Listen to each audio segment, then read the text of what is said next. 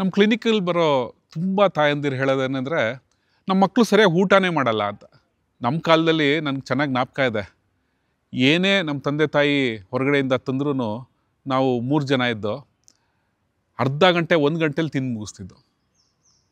ಯಾಕೆ ಈಗಿನ ಮಕ್ಕಳು ಸರಿಯಾಗಿ ಊಟ ಮಾಡ್ತಿಲ್ಲ? ಈಗಿನ ಮಕ್ಕಳಲ್ಲಿ ಹಸಿವೆ ಕಡಿಮೆ ಆಗಿದೆಯಾ ಅಥವಾ ಕಾಂಪಿಟೇಷನ್ ಏನಾರು ಇಲ್ವಾ? ಇದನ್ನೆಲ್ಲ ನಾವು ಇವತ್ತು ಚರ್ಚೆ ಮಾಡೋಣ.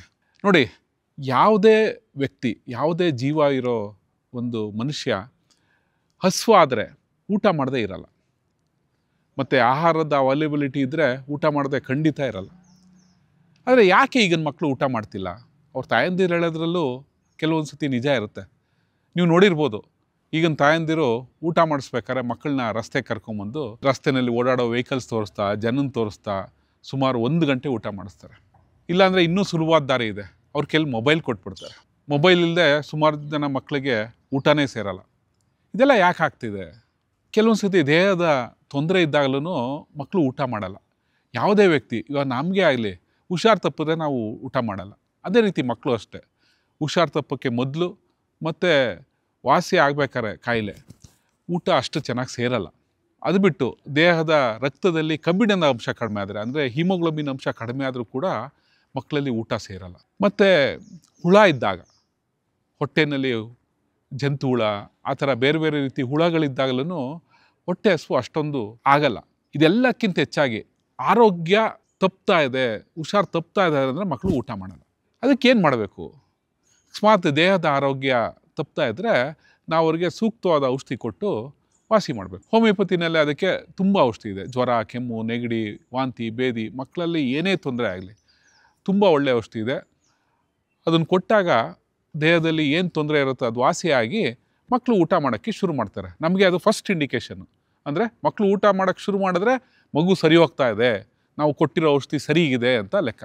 ಒಂದು ಊಟ ಮಾಡಬೇಕು, ಇನ್ನೊಂದು ಆಟ ಆಡಬೇಕು. ಇವೆರಡು ಮಾಡಿದ್ರೆ ನಾವು ಕೊಟ್ಟಿರೋ ಔಷಧಿ ಸರಿ ಅಂತ. ಇದೆಲ್ಲ ಇದ್ದೂ ದೇಹದಲ್ಲಿ ಏನೂ ತೊಂದರೆ ಇರಲ್ಲ, ಯಾವುದೇ ಕಾಯಿಲೆ ಇರಲ್ಲ, ಜ್ವರ, ಕೆಮ್ಮು, ನೆಗಡಿ ಇರಲ್ಲ, ಆದರೂ ಮಕ್ಕಳು ಊಟ ಮಾಡಲ್ಲ. ಯಾಕೆ? ಒಂದು, ಅವ್ರಿಗೆ ಗೊತ್ತು ಈ ಊಟ ನನಗೆ ಸಿಕ್ಕೇ ಸಿಗುತ್ತೆ, ಇನ್ನೆಲ್ಲೂ ಹೋಗಲ್ಲ ಅಂತ ಗ್ಯಾರಂಟಿ ಗೊತ್ತು. ಯಾಕೆಂದರೆ ಈಗೆಲ್ಲ ಬರೀ ಒಂದೊಂದೇ ಮಕ್ಕಳಿರ್ತಾರೆ, ಅವರು ಕಾಂಪಿಟೇಷನ್ ಇರಲ್ಲ. ಮತ್ತು ಪೋಷಕರು ಕೂಡ ಅತಿಯಾದ ಒತ್ತಡ ಸುಮಾರು ಸತಿ ಆಗ್ತಾರೆ. ಊಟ ಮಾಡು, ಮಕ್ಳಿಗೆ ಹಸಿವಿಲ್ಲದೆ ಇದ್ದರೂ ಸಮಯ ಟೈಮ್ ನೋಡಿ ಊಟ ಮಾಡಿಸೋದು, ಮತ್ತು ಹೆಚ್ಚು ತಿನ್ನಿಸೋದು, ಮತ್ತು ಊಟಕ್ಕೆ ಮೊದಲು ಹಾಲು ಕೊಡೋದು. ಇದೆಲ್ಲ ಮಾಡೋದ್ರಿಂದ ಮಕ್ಕಳಲ್ಲಿ ಹಸಿವು ಕಡಿಮೆ ಆಗಿ ಊಟ ಸೇವನೆ ಮಾಡೋದು ಕಡಿಮೆ ಆಗುತ್ತೆ. ಅದೇ ರೀತಿ ಊಟ ಮಾಡಿಸ್ಬೇಕಾದ್ರೆ ಮೊಬೈಲ್ ತೋರಿಸೋದು, ಬೇರೆ ಬೇರೆ ಕಡೆ ತೋರಿಸೋದು, ಮತ್ತು ಅರ್ಧ ಗಂಟೆ 3/4 ಗಂಟೆ ಊಟ ಮಾಡಿಸೋದು, ಇವೆಲ್ಲ ಕೆಟ್ಟ ಅಭ್ಯಾಸಗಳು. ಮಗುವಿಗೆ ಯಾವಾಗಲೂ ನೀವು ಚೆನ್ನಾಗಿ ಹಸಿವಾದರೆ 5-10 ನಿಮಿಷದಲ್ಲಿ ಊಟ ತಿಂದು ಮುಗಿಸುತ್ತೆ. ಹಾಗಾಗಿ ನಮ್ಮ ಅಗತ್ಯ ಸಮಯಕ್ಕೆ ಅನುಗುಣವಾಗಿ ಊಟ ಮಾಡಿಸೋದು ಬಿಟ್ಟು ಮಕ್ಕಳಿಗೆ ಹಸುವಾದಾಗ ಅವರು ಕೇಳೋ ರೀತಿ ನಾವು ಅವರಿಗೆ ತರಬೇತಿ ಕೊಟ್ಟರೆ ನಮ್ಮ ಜೀವನ ಮತ್ತು ಅವರ ಮುಂದಿನ ಜೀವನ ತುಂಬ ಚೆನ್ನಾಗಾಗತ್ತೆ.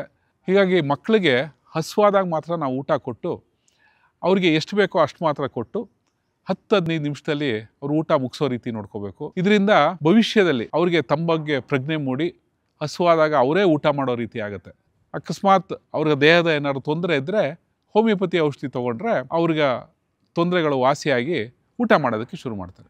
ಮಗು ಹುಟ್ಟಿದ ತಕ್ಷಣ ಅಥವಾ ಮೊದಲನೇ ವರ್ಷದಲ್ಲಿ ಮಗು ಹತ್ತಾಗ ಮಾತ್ರ ತಾಯಂದಿರು ಹಾಲು ಉಣಿಸ್ಬೇಕು, ಟೈಮ್ ನೋಡ್ಕೊಂಡಲ್ಲ. ಮತ್ತು 1 ವರ್ಷ ಆಗ್ತಿದ್ದಂಗೆ ಮಾಮೂಲಿ ಊಟ ಮಾಡೋಕ್ಕೆ ಶುರು ಮಾಡ್ತಿದ್ದಂಗೆ ಮಗು ಕೇಳಿದಾಗ ಮಾತ್ರ ನಾವು ಊಟ ಕೊಡಬೇಕು. ಮತ್ತು 2 ವರ್ಷ ತುಂಬ್ತಿದ್ದಾಗೇ ಮಗುಗೆ ತಾನೇ ಊಟ ಮಾಡೋಕ್ಕೆ ನಾವು ಪ್ರೋತ್ಸಾಹ ಕೊಡಬೇಕು. ಒಂದು ತಟ್ಟೆಯಲ್ಲಿ ಊಟ ಹಾಕ್ಕೊಡಿ, ಎಷ್ಟೊತ್ತಾರು ತಿನ್ನಲಿ, ಅದೇ ಮಗುನೇ ತಾನೇ ತಿನ್ನೋ ರೀತಿ ಅಭ್ಯಾಸ ಮಾಡಬೇಕು. ಆವಾಗ ಮಗುಗೂ ಕಷ್ಟ ಆಗಲ್ಲ, ನಮಗೂ ಕಷ್ಟ ಆಗಲ್ಲ. ಮೊನ್ನೆ 1 ವರ್ಷದೊಂದು ಮಗು ಬಂದಿತ್ತು, ತುಂಬ ಅಳು. ಅವ್ರ ಅಪ್ಪ ಅಮ್ಮ ಹೇಳಿದ್ರು ಊಟ ಮಾಡ್ತಿಲ್ಲ, ಬರೀ ಅಳ್ತಾನೆ ಇರ್ತಾರೆ, ಸ್ವಲ್ಪ ನೆಗಡಿ ಕೆಮ್ಮಿದೆ. ಮತ್ತು ಏನು ವಿಶಿಷ್ಟ ಅಂದರೆ ಈ ಮಗು ಭುಜದ ಮೇಲೆ ಹಾಕ್ಕೊಂಡೇ ಓಡಾಡಿಸ್ತಾ ಇರಬೇಕು ರಸ್ತೆ ಪೂರ್ತಿ. ಆವಾಗ ಸುಮ್ಮನೆ ಇರುತ್ತೆ, ಮನೆಗೆ ಬಂತು ಅಂದರೆ ಅಳಕ್ಕೆ ಶುರು ಮಾಡುತ್ತೆ. ಈ ಎಲ್ಲ ಅಂಶಗಳನ್ನ ಪರಿಗಣನೆ ತಗೊಂಡು ನಾವು ಹೋಮಿಯೋಪತಿನಲ್ಲಿ ಸೀನಾ ಅಂತ ಒಂದು ಔಷಧಿ ಕೊಟ್ಟು, ಈ ಸೀನಾ ಅನ್ನೋ ಔಷಧಿನ ಮಕ್ಕಳಲ್ಲಿ ಹುಳುಗಳಿದ್ದಾಗಲೂ ಕೂಡ ಈ ಔಷಧಿನ ನಾವು ಉಪಯೋಗ ಮಾಡ್ತೀವಿ. ಆ ಔಷಧಿ ಕೊಟ್ಟಾಗ ಮಗು 1 ಗಂಟೆಲೇ ಮತ್ತೆ ಕೆಳಗಡೆ ಇಳಿದು ಆಟ ಆಡೋಕ್ಕೆ ಶುರು ಮಾಡ್ತು. ಇನ್ನೊಂದು ಅರ್ಧ ಗಂಟೆ ಬಿಟ್ಟಾದಮೇಲೆ ಊಟ ಕೇಳಿ ಊಟ ಮಾಡ್ತು. ನೆಗಡಿ ಕೆಮ್ಮು ಒಂದೇ ದಿನದಲ್ಲಿ ವಾಸಿಯಾಯಿತು. ನಮ್ಮ ಕನ್ನಡ ಫೇಸ್ಬುಕ್ ಪೇಜ್ನ ಲೈಕ್ ಮಾಡಿ, ಯೂಟ್ಯೂಬ್ ಚಾನೆಲ್ನ ಸಬ್ಸ್ಕ್ರೈಬ್ ಮಾಡಿ. For more updates click on the bell icon. ನಮ್ಮ ಕನ್ನಡ ಡಿಜಿಟಲ್ ಮೀಡಿಯಾ.